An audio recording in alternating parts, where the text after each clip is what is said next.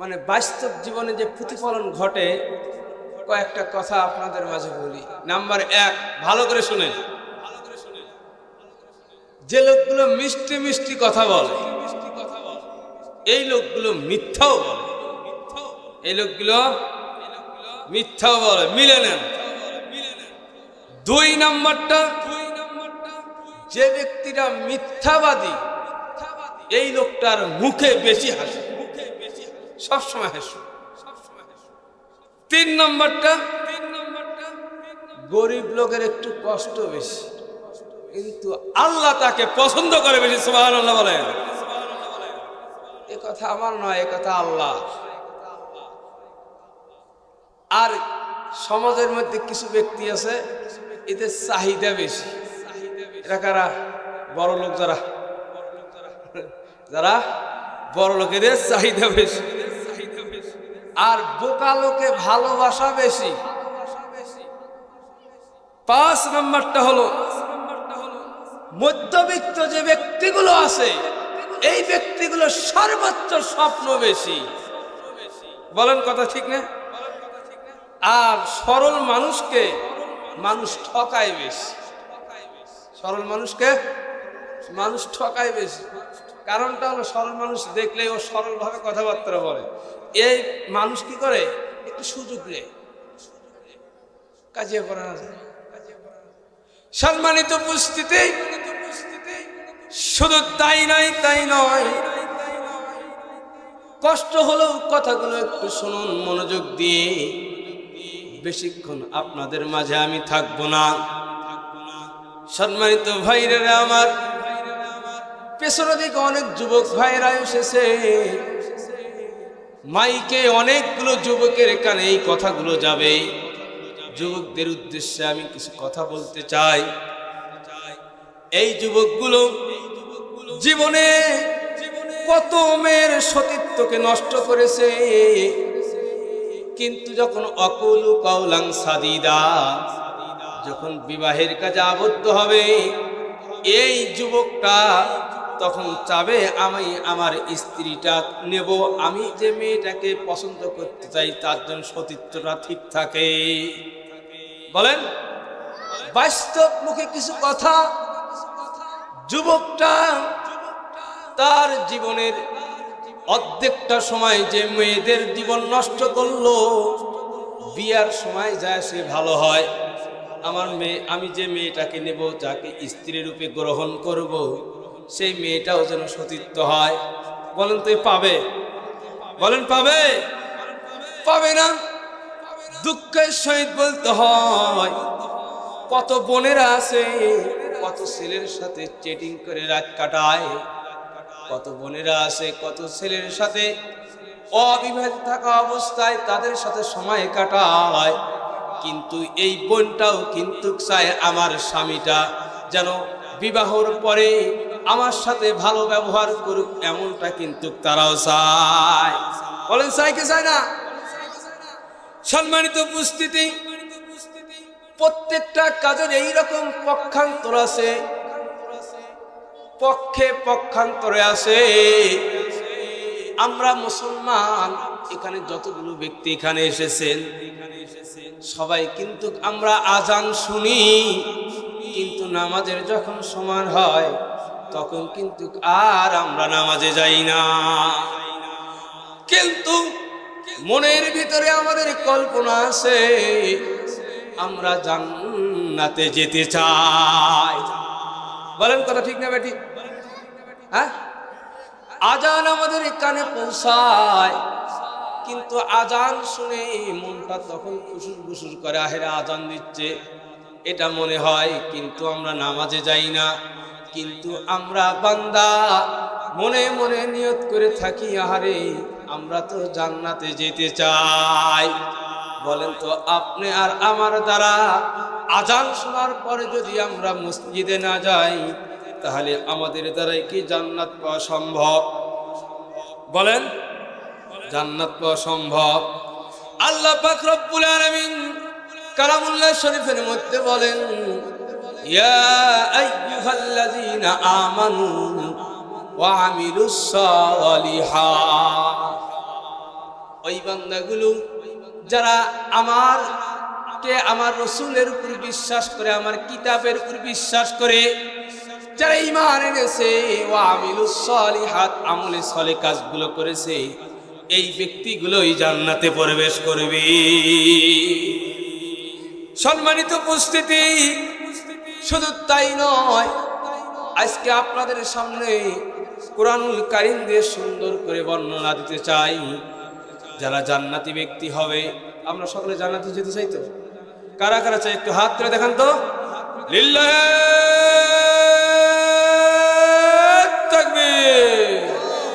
আল কোরআনের আলো। কোথায় বললেন? ঘরে আর বাহিরে। শোনেন, এ স্লোগান ভুল। শোনেন, আজ থাকি বলবেন, আমি শিখে দিয়ে গেলাম যে বলবেন আল কোরআনের আলো ঘরে আর বাইরে নাই, বলবেন সব জায়গায় জল। কি কারণটা হলো পৃথিবীটা সবটুকু, তাবারাকাল্লাযী বিয়াদিহিল মুলক, এই পৃথিবীর মালিক কে? আল্লাহ। এই মুলুকটার মালিক কে? আল্লাহ। আপনার ঘরে আর বাইরে গেলেন আর জায়গাগুলি, এই জন্যে আজ থেকে চেঞ্জ করতে হবে যে যেই বলবো আল কোরআনের আলো, আপনারা সকলে বলবেন সব জায়গায় চলো। তার কারণটা হলো, যদি আমরা ইউনিয়ন পর্যায়ে, উপজেলা পর্যায়ে, জেলা পর্যায়ে, সিটি মহলে, রাজধানীতে, প্রত্যেকটা অফিসে, প্রত্যেকটা সেক্টরে যদি কোরআনের আলো জ্বলে, তাহলে আমাদের জীবনের প্রতিফলন ঘটবে। বলেন ঠিক না বেঠিক?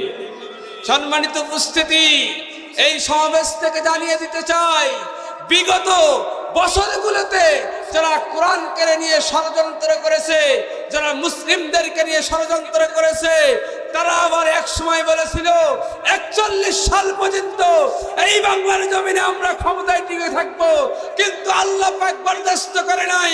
আল্লাহ পাক কালামুল্লাহ শরীফ দিয়ে বলে, আল্লাহ পাক রব্বুল আলামিন বলে যে তোমার চক্র, তোমার ষড়যন্ত্র চাইতে আমি রব্বুল আলামিনের ষড়যন্ত্র অনেক বেশি, অনেক বেশি। বল ঠিক না বেঠিক?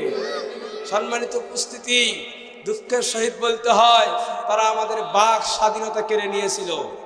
তাফসীরের মাহফিলগুলোর জন্য, তাদের কাছে পারমিশন নেওয়ার জন্য, তাদের কাছে আমরা দিনের পর দিন, মাসের মাস আমরা হেঁটেছি, কিন্তু তাফসীর কোরআন মাহফিলের পারমিশন খালি উপরে।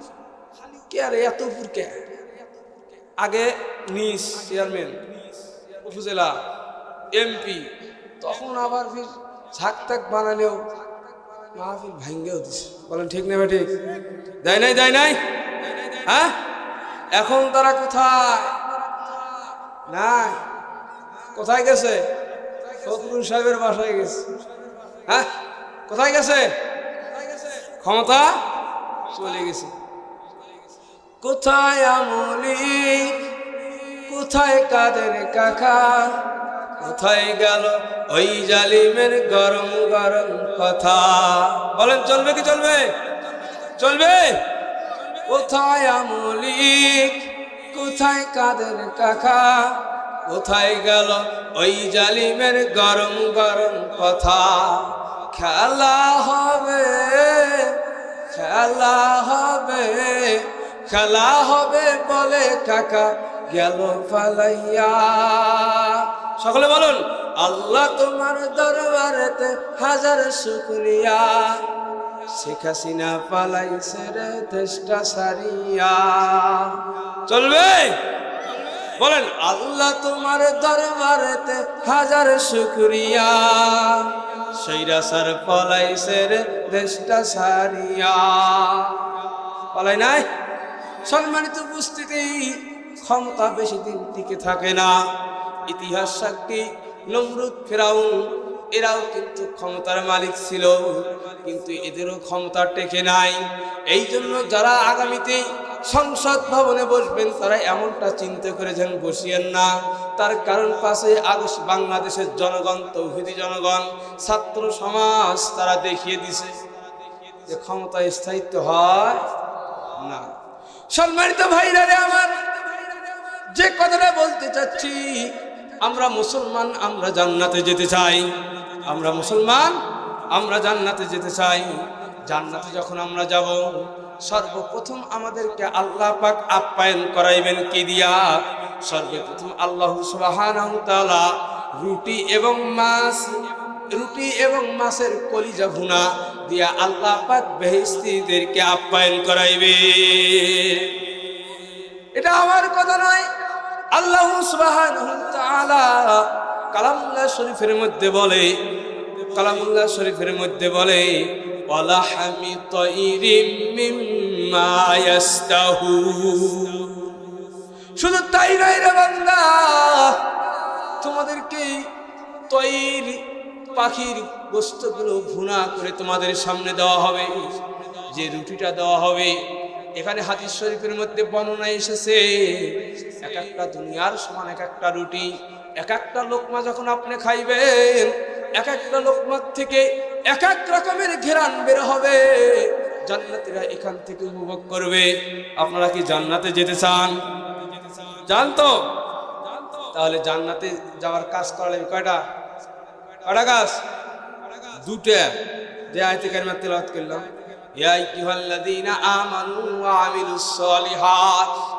আচ্ছা, তাফসীর এই আয়াতটুকু মনে যেন থাকে। হ্যাঁ, এক নম্বরে ঈমান আনতে হবে, দুই নম্বরে শুধু ভালো কাজ, আর কোনো কিছু নেই। এই ভালো কাজের মধ্যে নামাজ আছে, রোজা আছে, যাকাত আছে, হজ আছে, তা'মুরুনা বিল মারুফ ওয়া তানহাউনা আনিল মুনকার, এগুলো সব কিছু আছে। সুবহানাল্লাহ। সম্মানিত ভাইরা রে আমার, শুধু তাই নয়, আল্লাহ পাক রব্বুল আলামিন বেহেশতীদের জন্য, যারা জান্নাতি ব্যক্তি হবে তাদের জন্য কাঁটাবিহীন ফল থাকবে। সুবহানাল্লাহ বলেন। তাদের জন্য কি থাকবে? কাঁটাবিহীন ফল থাকবে। অতলহিম মামদুদ ফি সিদরিম মাখদুদ। তাদের জন্য ফল থাকবে কাঁটাবিহীন। এখন বলেন তো, এই দুনিয়ার বুকে বেল গাছের কাঁটা কত বড়? হ্যাঁ, বড় বড় না? বড়ই গাছের কাঁটা আছে না? বেগুন গাছেরও কিন্তু কাঁটা আছে, আছে না? আছে। আর যখন আপনি আমি জান্নাতে যাব, কোনো কাঁটা থাকবে না। যে ফলগুলো আল্লাহ পাক রব্বুল আলামিন আপনাদেরকে দিয়া দিবেন, আমাকে দিয়া দিবেন। শুধু তাই নয়, জান্নাতের মধ্যে অন্যতম একটা ফল আল্লাহ পাক সূরা এর মধ্যে জানায়া দেয়, হাদাইকা ওয়া আনাবা। আল্লাহু আকবার বলেন। আল্লাহ পাক শুধু তাই নয়, কাদি কাদি আঙ্গুর, কাদি কাদি কলা আল্লাহ পাক জান্নাতি ব্যক্তিদের জন্য দিয়া দিয়েছেন। সুবহানাল্লাহ বলেন। ও বন্ধু, শুধু তাই নয়, আল্লাহ পাক বান্দাদেরকে এত সুন্দর ভালোবাসেন। এখন ছোট্ট একটা মিসাল দিলে আপনারা ভালো করে বুঝবেন। জান্নাতি ব্যক্তিদের জন্য এতগুলো খাবার থাকে, পেট কি লোড হবে না? কথা বলেন, পেট ভরে যাবে না? হ্যাঁ, এখন যদি দুনিয়ার বুকে একটা বিয়ে বাড়ির মধ্যে যান আপনারা, মাছের রোস্ট, গরু গোস্ত দেওয়ার পরে খাওয়ার শেষে আপনাদেরকে আরো একটা জিনিস খাওয়ায়। সেই জিনিসটার নাম কি বলেন তো? পেট থেকে যেটা হজম হয়ে বের হয়ে যায়, এই পানি একটা পানি জাতীয় আরসি দেয় কি দেয় না? প্রাণ আপ, 7 আপ দেয় না? আল্লাহ পাক রব্বুল আলামিন বলে, বান্দারে, যখন তুমি জান্নাত পাইবা, তোমার পেট যখন লোড হয়ে যাবে, জান্নাতি একটা পানি আল্লাহ পাক জান্নাতীদেরকে দিবেন। আল্লাহ পাক রব্বুল আলামিন জানায়া দেয়, আইনান ফিহা তুসাম্মা সালসাবিলা। আল্লাহু আকবার বলেন। সালসাবিল নামক একটা ঝর্ণা আছে, যে ঝর্ণার পানি যখন জান্নাতি ব্যক্তিগুলো পান করবে, পেটের মধ্যে থেকে সব কিছু বের হয়ে যাবে। সুবহানাল্লাহ বলেন। তাহলে দেখেন তো আল্লাহ পাক কত ভালোবাসে। তাহলে জান্নাতে আমরা যেতে চাই না? তাহলে মিথ্যা কথা ছাড়তে হবে। যে একটু আগে যে কথাটা বললাম, মিথ্যা কথা ছাড়তে হবে। সম্মানিত উপস্থিতি, খুতবার শুরুতে যে আয়াতে কারিমা আমি তেলাওয়াত করেছি, এই আয়াতে কারিমার ওমা লাকুম লা তুকাতিলুনা ফি সাবিলিল্লাহ, এই আয়াতে কারিমার শানে নজুল ভালো করে কান লাগান। নবীজি যখন মক্কা থেকে মদিনায় প্রবেশ করেন, তখন মক্কার মধ্যে নবীজি মক্কা থেকে মদিনায় প্রবেশ করলেন। মক্কার মধ্যে অনেকগুলো লোক আছে, যে আয়াতে কারিমার মধ্যে আল্লাহ পাক বলেন ওয়াল মুস্তাজাফিনা মিনান নিসাই ওয়াল বিলদান। মক্কার মধ্যে অনেকগুলো শিশু, অনেকগুলো মুরব্বী, অনেকগুলো মহিলা ছিল, তাদের উপর জুলুম অত্যাচার শুরু হয়ে গেল। কাফেরেরা বলে, এই তোমাদের নবী কই, পালায়া তো মদিনায় চলে গেছে, তোমাদের এখন কি অবস্থা হবে? তৎকালীন সময় এই আয়াতে কারিমা আল্লাহ পাক নাজিল করেন, মুসলমানদেরকে আল্লাহ পাক জানায় দেয়, হে মুসলিমরা তোমরা লড়ো না কেন, আল্লাযীনা ইকাতিলুনা ফি সাবিলিল্লাহ, তোমরা নরো ওই সমস্ত নরনারীর জন্য, ওই সমস্ত শিশুদের জন্য, আল মুস্তাজাফিনা মিনার রিজালি ওয়ান নিসাই ওয়াল বিলদান, ওই সমস্ত বয়োজ্যেষ্ঠ মুরব্বীদের জন্য যাদের কোনো দোষ নাই, তাদের উপরে তারা জুলুম অত্যাচার করতে লাগলো, তাদের সাথে তোমরা লড়ো, এতে কোনো পাপ নাই। সুবহানাল্লাহ বলবেন না? এই জাতীয় কিছু দায়ী আল্লাহ আমাদের বাংলার জমিনে আছে কি নাই? কারণ তাদের উপরে কোনো জুলুম অত্যাচার অনেক করেছে, কিন্তু তাদের কোনো দোষ ছিল না। কথা বলেন ঠিক কিনা? সম্মানিত উপস্থিতি,